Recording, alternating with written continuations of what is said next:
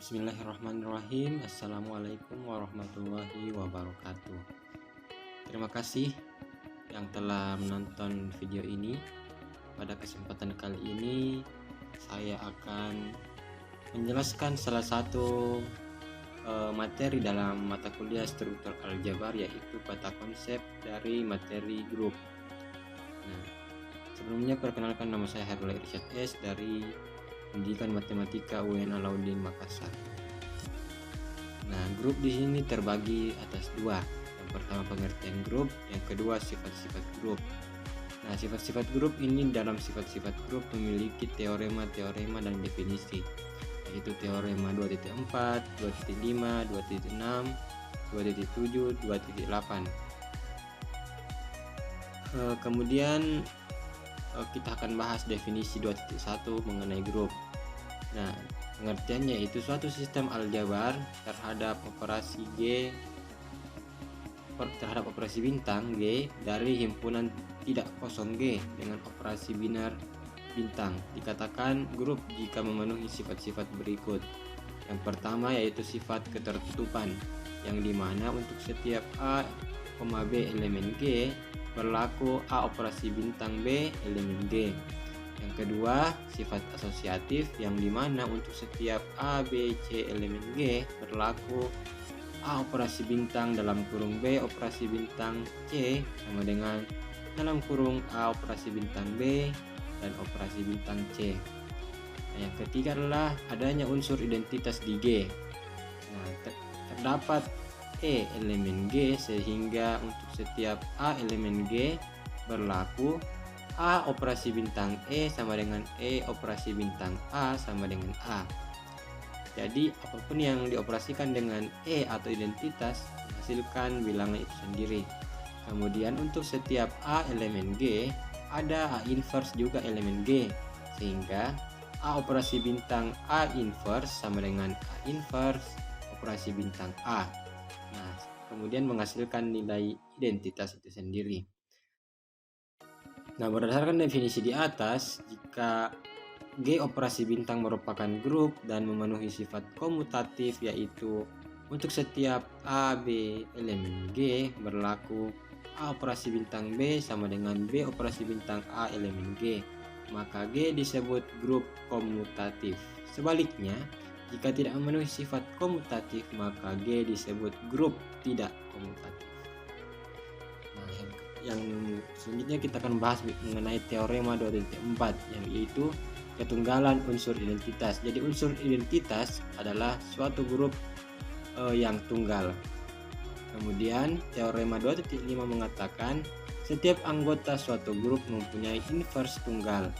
Kemudian 2.6 mengatakan inverse suatu anggota dalam grup adalah anggota itu sendiri.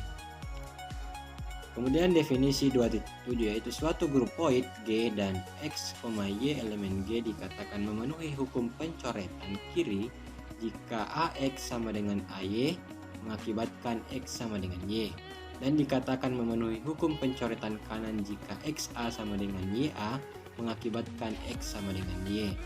Selanjutnya, jika G memenuhi hukum pencoretan kiri dan hukum pencoretan kanan, maka dikatakan memenuhi hukum pencoretan. Nah, teorema 2.8, setiap grup memenuhi hukum pencoretan. Kemudian kita masuk pada materi selanjutnya, yaitu grup siklik. Nah, grup siklik ini terbagi atas dua. Yang pertama adalah pangkat dan tingkat dari suatu grup. Nah, yang kedua adalah grup siklik itu sendiri. Nah, pangkat dan tingkat di sini terbagi atas tiga. Yang pertama definisi pangkat, yaitu definisi tingkat dan definisi 3.5. Nah, kita bahas pertama adalah pangkat dan tingkat dari anggota suatu grup.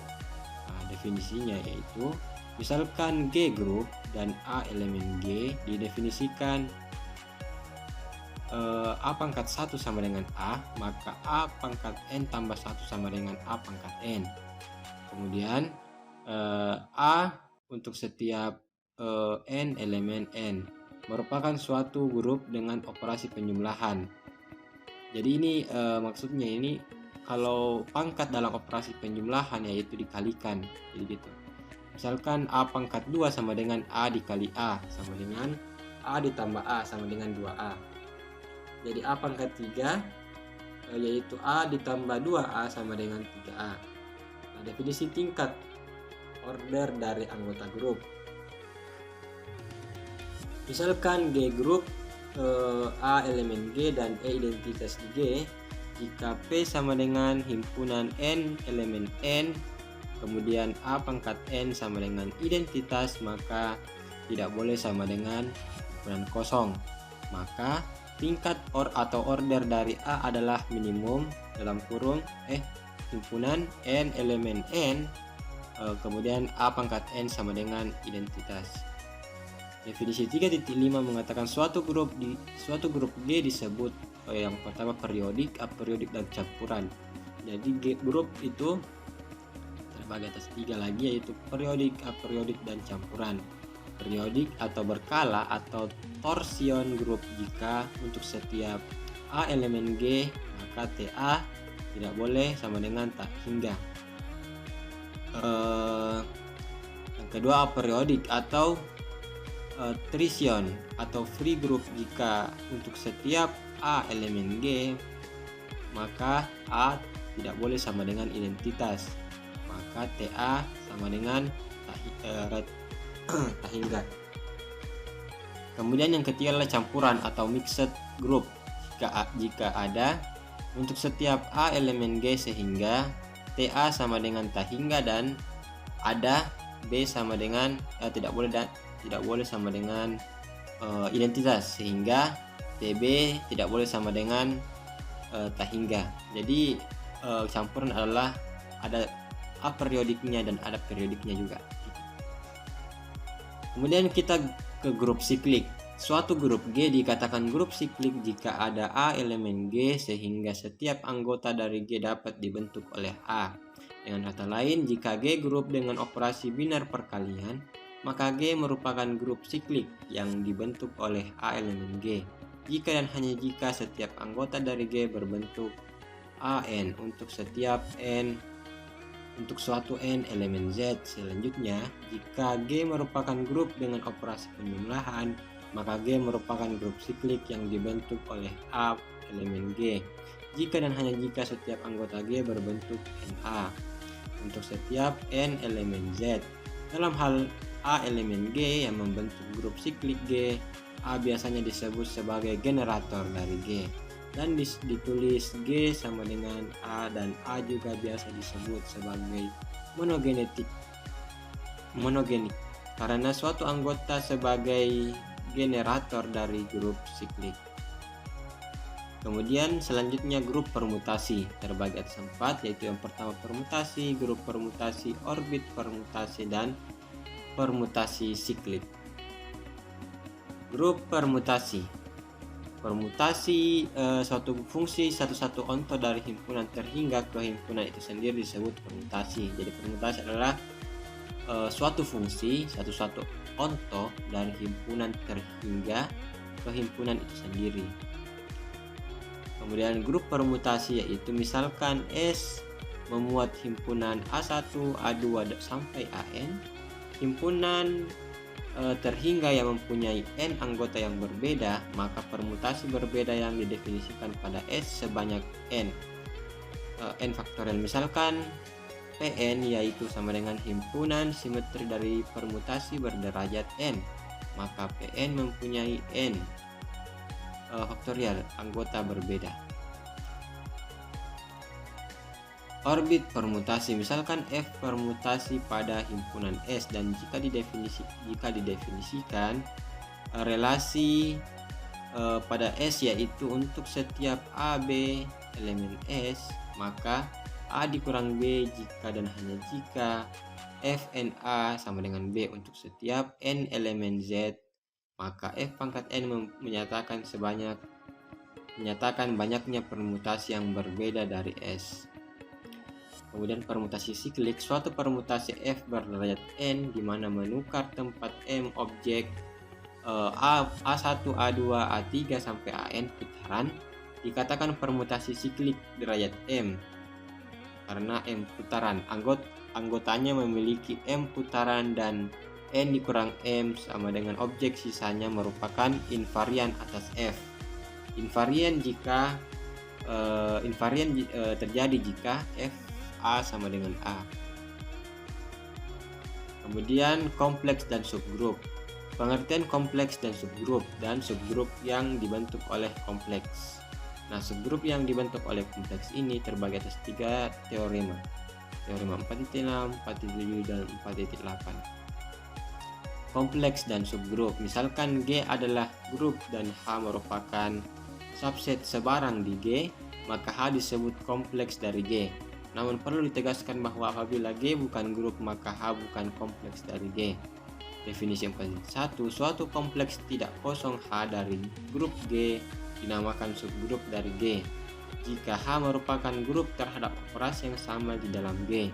Setiap grup yang memiliki anggota lebih dari satu dijamin memiliki minimal 2 subgrup, yaitu G sendiri dan identitas, di mana identitas merupakan unsur identitas di G. Dalam hal ini, G dan E disebut subgrup trivial atau subgrup improper. Selanjutnya, jika ada H subgrup dari G di mana H tidak sama dengan G dan H tidak sama dengan identitas, maka H disebut subgrup tidak trivial atau subgrup proper. Subgrup yang dibentuk oleh kompleks ini yang saya sebutkan tadi adalah beberapa teorema. Yang pertama, teorema 4.6. Jadi suatu kompleks tidak kosong S dari suatu grup G adalah subgrup jika dan hanya jika X, Y elemen S. Sedemikian sehingga X, Y elemen S, X komposisi Y elemen S, kemudian X elemen S itu sedemikian sehingga X inverse elemen juga dengan S. Kemudian teorema 4.7, misalkan H kompleks tidak kosong dari grup G, maka H merupakan subgrup dari G jika dan hanya jika untuk setiap A elemen H dan B elemen H menyebabkan AB inverse juga elemen H. Subgrup yang dibentuk oleh kompleks dalam teorema 4.8. Misalkan G grup terhingga dan H kompleks dari G, maka H merupakan subgrup dari G jika dan hanya jika untuk setiap A elemen H dan B elemen H menyebabkan A komposisi B elemen H juga. Kemudian materi selanjutnya itu koset dan subgrup normal. Nah, di sini juga terbagi atas 2 dalam materi ini, yaitu koset dan teorema Lagrange.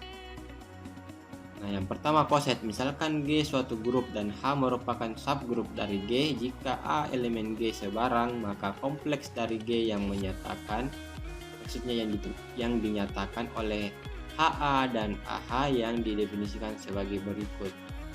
HA dan HA di mana H itu elemen dari H dan HA ini adalah koset kanan dari H dan AH itu adalah koset kiri dari H yang dibangkitkan oleh A. Jadi A-nya adalah yang membangkitkan H tersebut. Berkaitan dengan pengertian di atas dapat kemukakan bahwa jika G terhadap operasi bintang merupakan grup dan H subgrup dari G, misalkan ada A elemen G sebarang, maka koset kanan H ditulis HA di mana H itu elemen H dan koset kiri H ditulis AH sama dengan AH dan H ini adalah elemen dari H. Teorema Lagrange, jika G grup terhingga dan H subgrup dari G, maka order H membagi habis order G. Itu saja yang sempat saya bawakan hari ini. Terima kasih atas perhatiannya. Assalamualaikum warahmatullahi wabarakatuh.